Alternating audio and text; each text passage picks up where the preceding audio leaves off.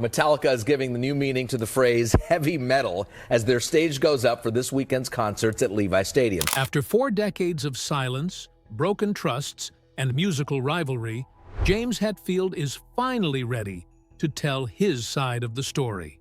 The Metallica frontman, now 61, has spent most of his career avoiding deep conversations about Dave Mustaine and their complicated history. But what happens when time forces even the most guarded musicians to confront their past? Let's get into the video.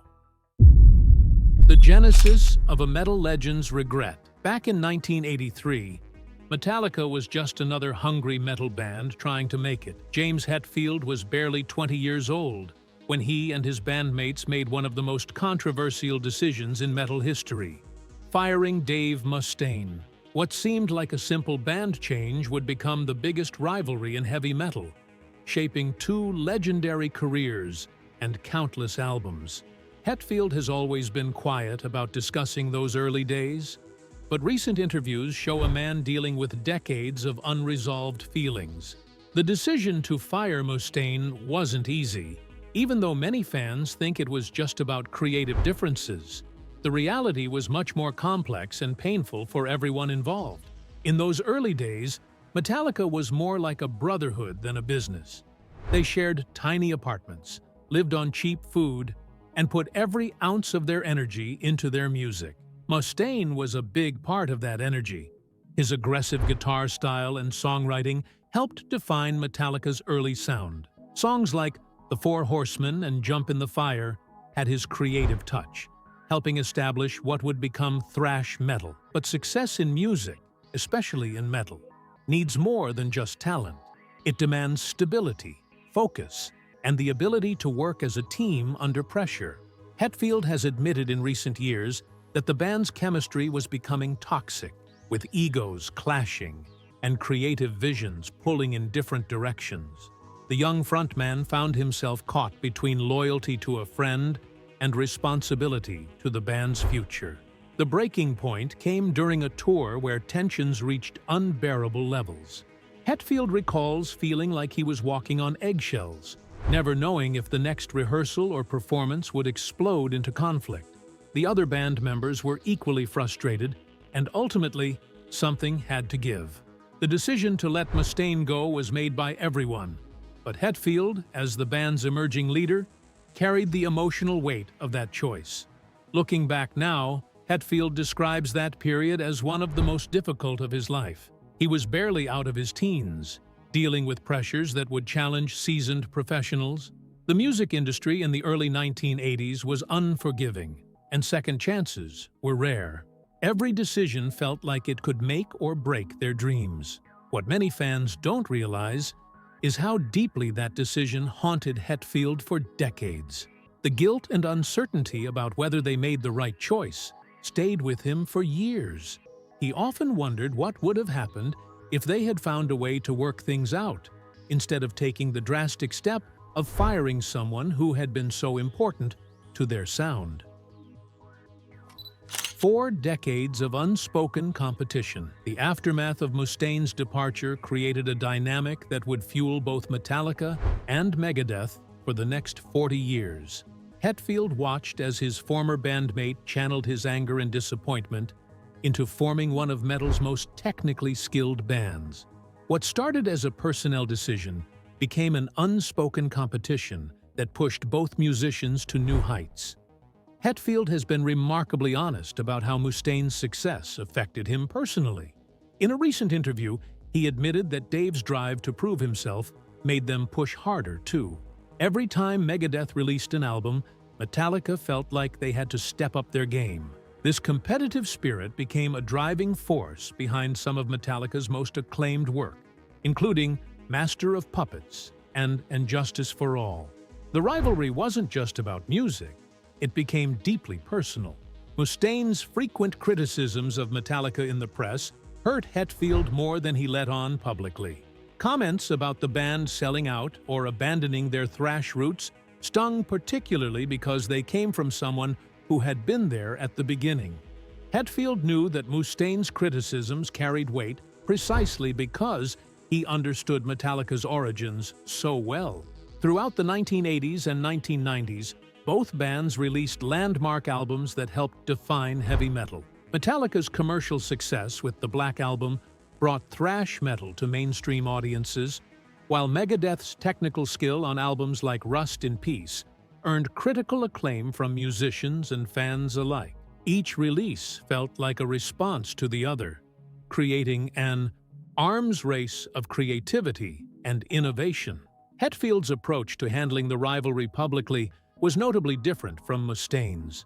While the Megadeth leader was often vocal about his feelings toward his former band, Hetfield typically remained diplomatic in interviews.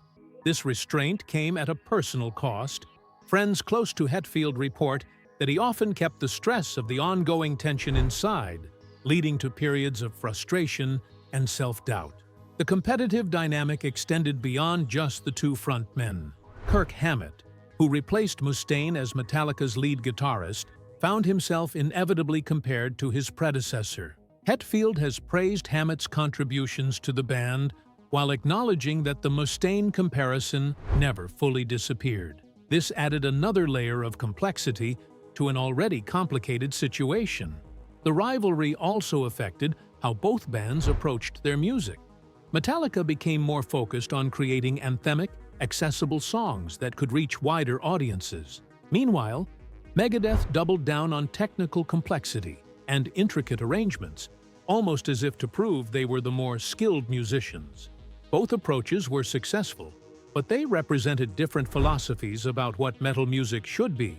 Recent revelations show that the two musicians were actually in talks over a new project in the 2020s, though discussions fell through due to disagreements over publishing rights.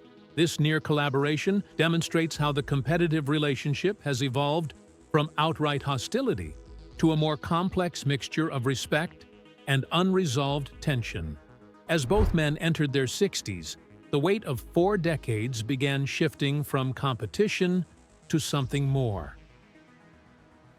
The documentary that changed everything. The 2004 documentary Some Kind of Monster marked a turning point in how both Hetfield and Mustaine approached their shared history. For the first time, cameras captured an unguarded conversation between the two men, revealing the deep emotional wounds that had festered for over 2 decades. Hetfield's willingness to participate in this confrontation showed a side of the typically reserved frontman that fans had never seen. The meeting was arranged as part of Metallica's therapy sessions, designed to help the band work through their internal conflicts. When Mustaine arrived at the San Francisco headquarters, the tension in the room was immediately apparent. Hetfield looked uncomfortable, fidgeting with his hands and avoiding direct eye contact as Mustaine launched into his prepared speech about feeling discarded and unappreciated. During their filmed conversation, Mustaine told Hetfield that he never even said thank you, and that it felt like he had just been thrown away. The raw pain in his voice was unmistakable, and viewers could see Hetfield struggling to process the accusation. For someone who had built his career on projecting strength and control, being confronted with the human cost of his decisions was clearly difficult. Hetfield's response in the documentary was measured but revealing. He acknowledged that the decision to fire Mustaine was necessary for Metallica's survival as a band, but he also admitted to not fully understanding the emotional impact on his former friend. Years later, Hetfield reflected that at the time, they were just trying to survive as a band, but he didn't realize how deeply it affected Mustaine.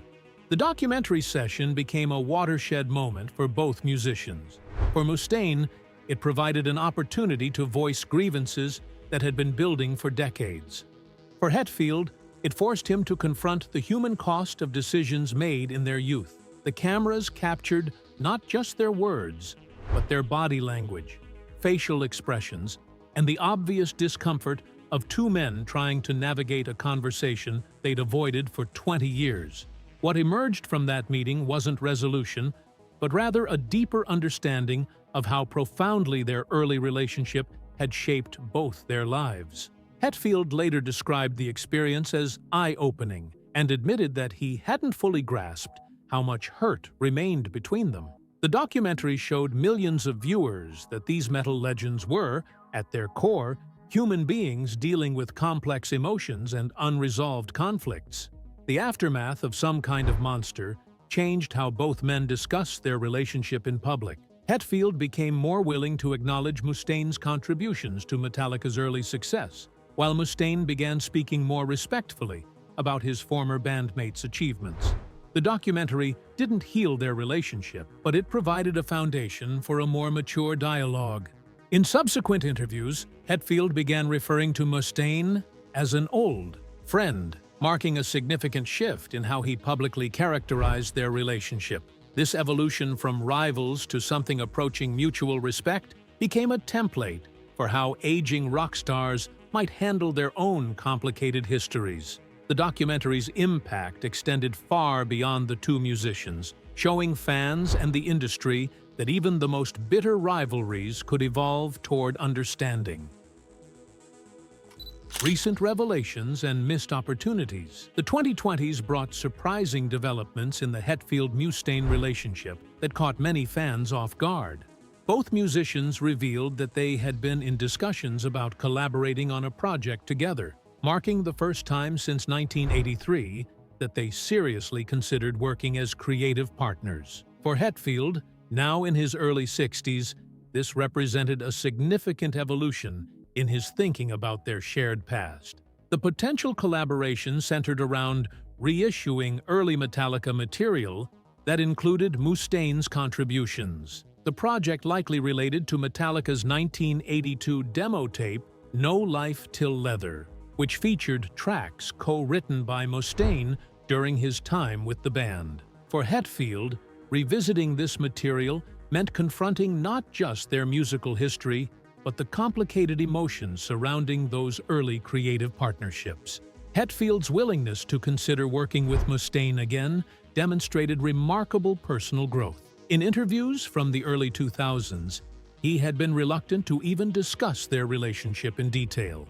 By the 2000s, he was actively exploring ways to honor their shared creative legacy. This shift reflected not just maturity, but a recognition that their early work together had been genuinely groundbreaking. However, the collaboration ultimately fell through due to what Mustaine described as a publishing discrepancy. The failure to reach an agreement highlighted how business considerations continue to complicate personal relationships in the music industry. Hetfield's response to the project's collapse was notably diplomatic, suggesting that his approach to dealing with Mustaine had evolved significantly from their younger, more volatile days. More recently, Mustaine revealed that he had texted Hetfield after the Metallica frontman showed vulnerability during a concert performance, demonstrating that their communication has become more supportive and personal. This development surprised many fans who had assumed the two men had minimal contact outside of professional obligations.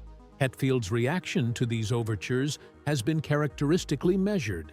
In a 2023 interview, when asked about the possibility of future collaboration with Mustaine, he replied simply that he respects him and respects what he's done, and that's where they are right now. This statement, while brief, represented a significant evolution from his earlier reluctance to discuss their relationship at all. The missed opportunity for collaboration also highlighted the ongoing complexity of their relationship. Despite decades of distance and public rivalry, both men clearly recognized the value of their early creative partnership. Hetfield's willingness to explore that possibility demonstrated a maturity that fans hadn't seen in his earlier responses to questions about Mustaine. The business aspects of their potential collaboration revealed another layer of their relationship. Both men are now established artists with complex financial and legal considerations surrounding their work. The publishing dispute that derailed their project showed how professional realities can complicate even well-intentioned attempts at reconciliation. Hetfield's most honest reflections. Yet, at 61, James Hetfield has reached a point in his life where protecting old wounds seems less important than telling the truth. His recent interviews reveal a man who has spent considerable time reflecting on the choices made in his youth and their long-term consequences. The Metallica frontman's latest comments about Dave Mustaine show a level of introspection and honesty that was absent from his earlier, more guarded statements. In a recent interview, Hetfield shared that Dave was a huge part of their beginnings. He acknowledged that Mustaine's energy and aggression shaped who they were as a band in the early days. This acknowledgement marked a significant departure from Hetfield's earlier reluctance to discuss Mustaine's contributions to Metallica's foundation. After decades of minimizing or avoiding the topic, he was finally giving credit where it was due. Hetfield's reflections also revealed the personal toll that the rivalry had taken on him over the years. He admitted that carrying the weight of that early decision and its aftermath had been more difficult than he had publicly acknowledged.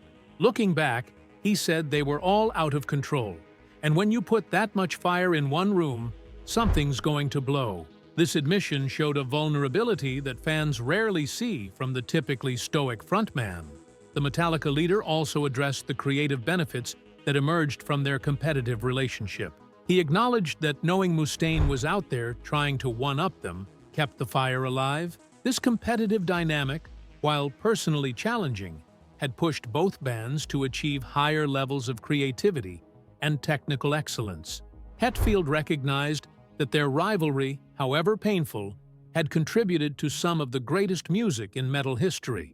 Perhaps most significantly, Hetfield began discussing the regrets he carried about how their relationship ended. He admitted that his younger self hadn't handled the situation with the emotional intelligence it deserved. He reflected that they were just kids trying to make it, and he didn't have the tools then to handle something that complex. This admission showed remarkable personal growth and self-awareness. Hetfield also addressed the ongoing speculation about their relationship status. While he remained realistic about the possibility of full reconciliation, he expressed genuine respect for Mustaine's achievements and contributions to metal music. He acknowledged that Dave has done some amazing stuff with his band and went on to have an amazing career after getting kicked out of Metallica. The evolution in Hetfield's language when discussing Mustaine was particularly notable. Gone were the carefully neutral diplomatic statements of earlier years.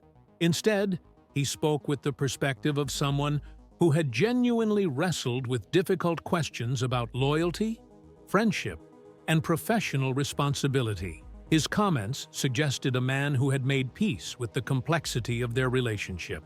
Even as recent as 2024, tensions occasionally surface, with Mustaine making fresh accusations about Metallica using his riffs without proper credit. However, Hetfield's responses to these controversies have been notably restrained and mature, suggesting that his approach to handling conflict has evolved significantly over the decades. These honest reflections have set the stage for what many fans hope might be the final chapter in their complicated relationship. Though both men seem to understand that some wounds may never fully heal. The legacy of metal's greatest rivalry. The relationship between James Hetfield and Dave Mustaine has become more than just a personal story. It's become a defining narrative in heavy metal history.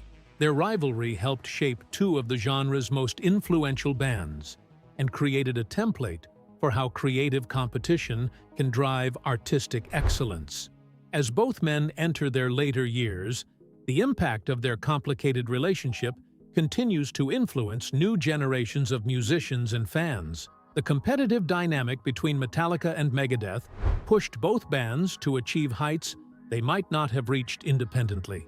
Metallica's evolution from underground thrash pioneers to global superstars was partially fueled by the need to stay ahead of Mustaine's increasingly sophisticated musical output.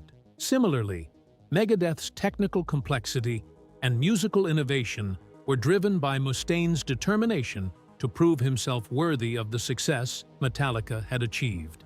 Hetfield's recent reflections on this legacy show a man who understands the historical significance of their relationship. He has acknowledged that their rivalry, while personally difficult, contributed to the development of thrash metal as a genre. The music both bands created during their most competitive years, albums like Master of Puppets, Rust in Peace, and Justice for All are now considered foundational works in heavy metal. The influence of their relationship extends beyond just their own music. Countless bands have cited both Metallica and Megadeth as influences, and many have tried to replicate the creative tension that made both groups so innovative. The Hetfield-Mustaine dynamic became a model for how artistic competition could drive excellence, even when personal relationships suffered as a result. Fan communities have also been shaped by this rivalry.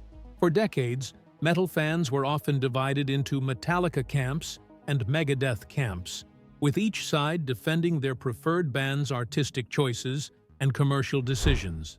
This division created passionate debates about authenticity, commercial success, and artistic integrity that continue to influence how fans engage with metal music today. Hetfield has also reflected on the broader lessons their relationship offers about friendship, business, and creative partnerships. He has acknowledged that their story serves as both inspiration and cautionary tale for young musicians trying to balance personal relationships with professional ambitions. The decisions made in their early 20s had consequences that lasted for decades, affecting not just their own lives, but the lives of their families and band members. The business side of their rivalry also created lasting impacts on the music industry. Both bands proved that heavy metal could achieve both critical acclaim and commercial success, opening doors for countless other artists. Their competing approaches, Metallica's mainstream accessibility versus Megadeth's technical complexity, showed that there were multiple paths to success in metal music. Recent interviews suggest that both bands continue to be influenced by their competitive history. Hetfield has confirmed that he has been writing lots of music and playing guitar pretty much every day, working on ideas for future Metallica projects. This ongoing creative drive, now in their 60s, suggests that the competitive fire that defined their relationship continues to motivate both musicians. James Hetfield has finally found the words he couldn't say at 20. His relationship with Dave Mustaine remains complicated, but time has transformed rivalry into something approaching respect. Their story reminds us that some of music's greatest achievements come from the most difficult human relationships. Do you think old wounds ever truly heal? Or are some rivalries destined to last forever? Let us know in the comments below.